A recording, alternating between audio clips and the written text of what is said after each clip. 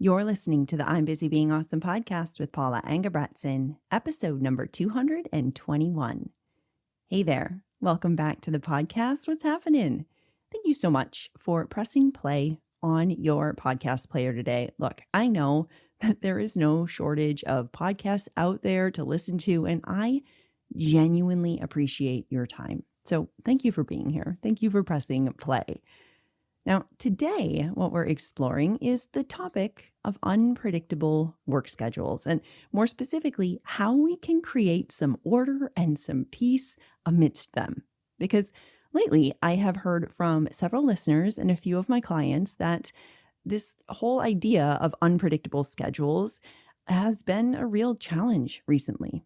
They seem to be navigating the unpredictability a whole lot more during this busier part of the year. And often, when I hear a theme coming from a handful of people, it's usually a safe bet that others in our busy, awesome community are dealing with it too. So that is exactly why we're diving in today. So, how do we navigate an unpredictable schedule? How do we handle disruptions in our routines? Let's talk about it. Now, it's important to note that this inconsistency, it can show up in a lot of different ways in our work schedules. It might be a situation where your work varies from week to week or day to day, even hour to hour. It can also include disruptions from your usual routine, like last minute meetings or unexpected deadlines or changes in the deadline. Maybe you're a substitute teacher and you're essentially waiting for these last minute calls from the school to fill in at a various elementary school or high school or whatever throughout your town. Or maybe you work as a freelance writer and your clients have different tasks that come in at different times. Maybe they're not really on regular content creation. They just have one-offs that they want you to do. And so you have to work with that. And it's a little bit unpredictable. Maybe you have young kids who require additional support and they're just not super interested in following your idea of a regular routine, despite the fact that you do have reports due to your boss by Friday at 3. So regardless of the specific situation in which you find yourself, these kinds of unpredictable work schedules show up a whole lot in a lot of different ways. And when we're juggling a lot of other commitments in our lives as well, whether that's time with our family or our personal wellness and health or extracurriculars, and you combine that with an ADHD brain, which could already benefit usually from a little bit more structure, this kind of unpredictability can really seem like a tall order. It can really seem like a big ask for us to have to navigate. And as you've likely heard me say several times in the past on this podcast, our ADHD brains crave some level of structure in our lives. Now, I don't think it's the same level of structure for everyone, and I don't think it's the same level of structure for the same person throughout their life. I think it varies depending on what's going on, what season you're in. But what I do think is true is that we all do benefit from some level of structure, whatever it is. So with that in mind, many of us who are facing unpredictable schedules or constant shifts in our routine, we might notice some all or nothing thinking sneaking in. We might find our brains thinking things like, why even bother planning in the first place? I mean, I can't possibly plan for anything. I don't have any predictable hours. I don't have any regular assignments. I never have consistent projects. So planning would be a complete waste of time. Plus, I'm totally overwhelmed because I have no idea what I can possibly get done since I can't plan for anything. I get this all or nothing brain coming in, thinking we can't possibly plan at all, rather than finding the gray in between. Does this sound familiar to anybody? I have a sneaking suspicion it might. It's what my brain used to love to tell me. So here's the deal. It is true that unpredictable or inconsistent schedules can be extra challenging for our brains. Yes. I mean, you can find plenty of evidence to back that up. But also, the opposite can be true as well. In fact, I actually think that a flexible or unpredictable schedule can be really effective and really a great fit for our brains, especially when we have the right tools in place, especially when we know what structure and support works best for our brain. That is key. And in fact, that's something that I work on really closely with my clients, both one-on-one and in We're Busy Being Awesome. And as a side note, We're Busy Being Awesome, my small group coaching program for ADHD brains, it is currently open for enrollment. I know several of you have reached out over the past couple of months wondering when the next group starts, and the answer is now. So the next cohort begins October 26th. It is going to be awesome. Honestly, I really love the timing of this group because it provides such a great opportunity to really close out this year with intention and then begin the new year with a whole lot of clarity and support as you kick off your goals for the year ahead. So again, if you're looking for coaching and support to really build your individualized ADHD toolkit that helps you to prioritize what matters and make a plan for those priorities and take action on them and actually check them off your list once and for all, this group has your name on it. So if you want to learn more, you can head to imbusybeingawesome.com/group. You can read all about it. You can sign up right there. Okay, let's get back to scheduling here. Like I said, unpredictable schedules, they can actually work quite well for an ADHD brain as long as we do have the proper supports in place. And the first support to start with is actually how we're thinking about that unpredictable schedule itself. Because while it's true that there are obstacles when it comes to having these unpredictable schedules, it's also true that a consistent schedule presents challenges too. I mean, I can confidently say that most of you have probably been in a situation where you were locked into some kind of scenario reminiscent of the Groundhog Day movie, where you're doing the same thing during the same hours, day in and day out. And for many of our brains, we start getting pretty bored. It becomes this slog to even get started, let alone follow through on the things. So just like many things in life, scheduling, it really is a 50-50 situation. Yes, having a regular, predictable schedule can be awesome because it allows you to plan more easily. But at the same time, the beauty of the predictability can also get really dull. So what I'm saying here is the story you're telling yourself about your schedule matters. It matters a lot, not only because it's going to shape how you look at your experience, but it's also going to help inform what kinds of supports you put in place to make that experience more enjoyable or more manageable for you. Okay, we're going to talk more about this, don't worry. So if we keep this in mind, we're going to look at today 3 different perspectives that I invite you to consider when you think about an unpredictable or inconsistent schedule. And then we're going to look at 3 tactical strategies that you can put in place as well. Okay, so we're going to think about the mindset first and the ways we're thinking about our schedule, and then 3 tactical strategies to put in place, all of which are intended to help you start navigating any unpredictability or inconsistency in your schedules and routines this season. Sound good? Okay. So the first perspective that we're going to consider comes from a place of curiosity. And the overarching question is essentially, what can I learn here?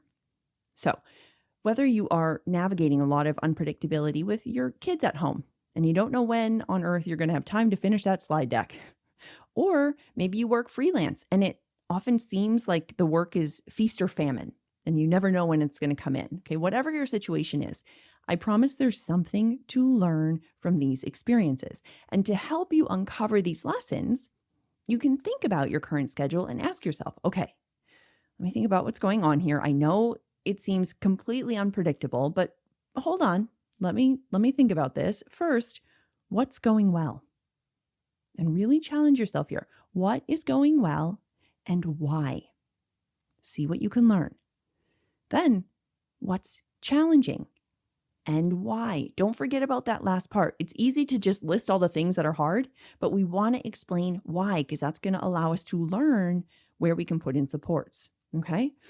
And then, as I just suggested, what can I learn from these observations about my current schedule to inform how I schedule tomorrow or the week ahead. Okay, so again, what's going well and why? What's challenging and why? And then what can I learn from those observations to inform your next approach at scheduling? When you take this time to reflect, you are going to gain such valuable insight into how you might move forward with so much more wisdom and so much more clarity in what's working and what's not. And it's going to help you to stay proactive and give you that greater sense of control over your situation because you're moving forward proactively thinking about what works, what doesn't, and how you can make this unpredictability work for you. Okay. The second thing that I encourage you to consider is to look for evidence that you actually can navigate routine disruptions and unpredictability with relative ease.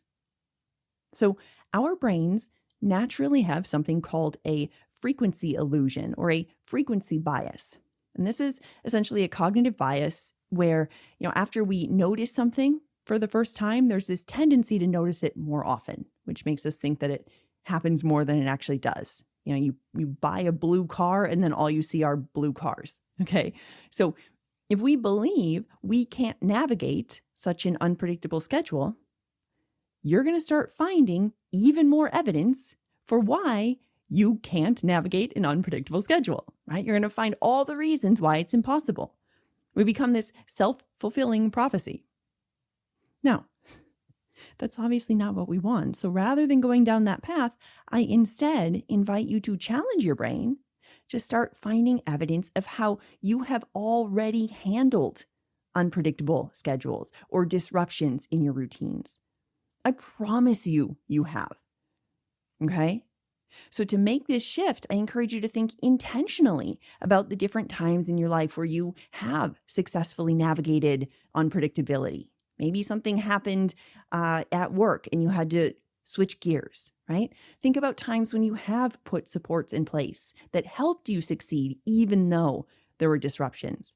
Think about the times when you crushed it even when you had that inconsistent schedule and you figured it out anyway. When you start looking for this evidence that proves you're capable of navigating the unpredictability, you will find it. We just have to look for it. We have to make sure that we're telling the brain what to focus on. And that's what we're going to start seeing. But if we've only been focusing on the thought that I can't do this, I can't plan, I can't handle an unpredictable schedule, I can't get anything done with that, that's what you're going to find. But let's shift our lens, shift what we're looking at, and start finding evidence of the opposite. Okay, third perspective. I encourage you to embrace good enough. So if you're anything like me, you may notice that in uncertain or unpredictable situations, that quest for perfectionism and control gets a little bit stronger and often quite a bit more detrimental in terms of reaching our goals because we start worrying about getting everything perfectly planned.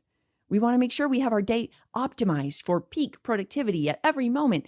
And then we start spinning in this worry. And we're thinking, but if I get everything perfectly planned, I can't even really do that because what if it gets interrupted and I have to pick up my kiddo from school or what if my boss pulls this project after I just mapped it all out and gives me something else to work on? I can't, do I have it planned correctly? Then we spin and rather than getting started on something, we get stuck in that analysis paralysis as we sit there looking for the best place to start or the most efficient way to organize our schedule. And because of that, we start missing deadlines. We leave projects incomplete and we face so much unnecessary stress. Okay? If this is you, please know I see you and I have been here. I get it. Believe me, I know that releasing this need for perfection is not an easy ask or an easy task, but it is necessary when you want to navigate more unpredictable seasons of life with less stress and overwhelm. And, sometimes simply having a reminder or two in your back pocket or on a sticky note or something, not literally in your back pocket unless you want to, but a reminder to help you step into the belief that good enough is good enough. It might be a simple thought like B plus work. It's enough. Or perfect is the enemy of good. My favorite Steinbeck quote is, now that you don't have to be perfect, you can be good. In fact, I have a whole podcast episode on that quote. Specifically, it's 126 in case you're interested. But as often as possible, I encourage you to really embrace that good enough is good enough and find evidence for that as well. Okay, so we've talked about this mindset component and how we might start shifting our thinking a bit. Now, let's talk more about strategy.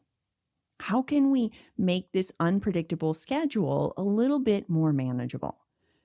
So I'm going to share 3 practical strategies to help you start taking back more control over your time, over your schedule, and help create a little bit more certainty in what can feel quite uncertain and unpredictable. Okay. Now, some of these suggestions are very simple, but please remember that simple can be incredibly effective. Simple makes it easy to remember and implement and repeat. So if your brain hears some of these and thinks, well, duh, I've heard this already. I know this already. First of all, I get that. My brain does that too. But challenge yourself to stay open. Challenge yourself to think, okay, but how might this help me in my situation right now? How might I apply this to my current situation? Okay? So tip number 1 is to write everything down. Keep all the different details and changing deadlines and meetings and one-off projects and when you have to pick up your kids and when someone else is doing it. All of these things, we want to start writing them down. Now, it's tempting to keep it all up in our head. We think that we can remember. It probably feels easier because it's kind of annoying to have to get out your phone and open the app or find your notebook and write it down. But I promise you, writing it down and putting everything in one place, hear me, in one place. This is essential when we have so many things in the air, when we have such unpredictability around us, especially when we have our routines getting disrupted and our schedules can change at a flip of a switch. So, as I often encourage you to do, pick one organizational approach that works for you, whether it's a spiral notebook or the notes app on your phone or the Tick app or my I'm Busy Being Awesome planning system, which I will link to in the show notes, by the way. Okay. Pick one and commit to it for the next 3 months. And that way, by writing things down, having all the different variables written down in one place, you have clarity in what's coming up. So if you're subbing all over the city, you can write down that you're at the high school on Tuesday and need to be there at 7:30 and across the town at the elementary school on Thursday and need to be there at 9. And this will help ensure you don't show up to the wrong school at the wrong time on the wrong day. So writing these things down, it gives your overloaded brain such a gift. It gives it a beautiful break. It allows you to look at what's on the agenda for any given day, which allows you to take a step back and get some perspective on your time. Okay, so that's tip number 1. Tip 2 is to identify your priorities for the season or for the week or for the day. Okay, get clear on your priorities. Now, perhaps one of the things our brains love to fight the most is the fact that we can't do everything all the time. I know it's so rude. I hate it too. But it's true. We can't do everything that we want to do all the time. So where are you choosing to focus your energy and your attention this season? Ask and answer this question. Where are you choosing to focus your energy and attention this season? And how do you want to prioritize those key things over all the other busy that is bound to pop up? Because if you know you have a particularly unpredictable week coming up, let's say next week, you know is going to be really busy. You have lots of things changing, lots of things up in the air. If you get clear on those 1 or 2 non-negotiables and you identify them at the beginning of the week, then anytime you have an open pocket of time, whether it just happens to pop up or somebody doesn't show up to the meeting or something gets canceled or cut short or you have to wait in car line, you already know exactly what to work on because you've already identified those priorities, those non-negotiables. You don't have to spend any extra executive functions or energy deciding what to do next because you already decided. And please do yourself a favor and write down those priorities. Learn from my mistakes because otherwise you may reach the point in your week where your overloaded brain can't remember what those priorities are. You'll be thinking, I knew I picked something, but I can't remember what they are. So write them down. Do yourself a favor. Okay. Tip 3, create your ideal schedule for the day or the week. So writing down an ideal schedule can really help you to keep yourself on track even when things get kind of thrown off or unpredictable things arise. And to do this, I encourage you to create kind of a macro view of your ideal week or your ideal day without worrying about all the tiny details or the specific tasks that you're going to complete. Instead, what you want to do is create a basic framework that you can use to help you structure your days generally. And when you do this, it lets you see, okay, well, these days tend to be quite a bit busier on average than these days. And the days that are a little bit less busy, maybe that's where I can usually plan to get a little bit more intensive focused work done. Good to know. Here's some time where I might be able to fit in a little more time for rest or for play, right? That kind of thing. Now, I know this might sound kind of abstract, so I'm going to just give you an idea of how my ideal week unfolds, at least for the work week. I won't go into all the details, but for the work week. So generally, I start my days at 8. Mondays are podcast day. So everything related to the podcast happens on Monday. Tuesdays are CEO day. Okay, so this is when I get all of my coaching from my coaches. I do the admin and the content creation and things for my business. And then I also hold the body double sessions for my clients to get their work done. And I get my work done too. Okay. Then Wednesday through Friday are my client days. So if I have open pockets of time between clients, I might work on a social media post or writing my newsletter or checking in with clients on Voxer or the private Facebook group, that kind of thing. But generally, Wednesday through Friday, clients, and then weekends, rest and play. Okay, that's it. That's the overarching structure. Monday, podcast day, Tuesday, CEO day, Wednesday through Friday, clients. Done. Now you'll notice that this schedule is not super detailed. I'm not talking about the specific podcast episode topic I'm going to talk about or what social media post I'm going to make on Friday. Instead, I'm just creating some clarity for my brain about the regular rhythms throughout the week. That way, if something does need to change, if I am invited to do an interview or something, and I need to quickly move something around in my schedule, or if a client needs to change their day because they have something come up and we need to switch around the schedule and something changes, it's not a problem because I can look at the overall rhythm and I can see where I have some spaces and I can make some shifts. So again, 3 places that you can start navigating the unpredictable schedules with greater ease include, first, writing everything down so that your brain doesn't have to hold all that shifting information and dates and times and projects all the time. Write it down in one place. Number 2, identify your priorities so that you know your non-negotiables when everything seems so demanding and everything's pulling from your time. Right? Know what your non-negotiables are, know what your priorities are, so you always know what you turn to first. And then number 3, create your ideal schedule. So you have an idea of what that regular rhythm is. You have that regular rhythm to rely on, and then you can also easily adjust it when needed. All right. That is what I have for you today. And of course, if you want to explore this work further, do come join us in We're Busy Being Awesome, where we not only learn these tools, but we actually apply them to our lives and we learn how to work with our brains to make things happen.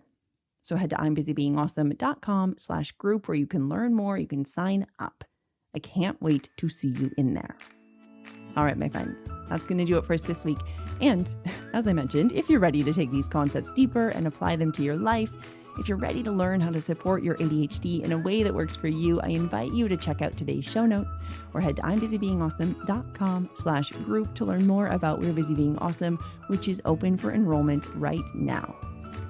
Also, have you grabbed the podcast roadmap yet? It has the most popular episodes all detailed for you, so you can get yourself up to speed and ready to work with your ADHD brain. You can grab it now through the show notes or head to I'mBusyBeingAwesome.com/map. Until next time, keep being awesome. I'll talk with you soon.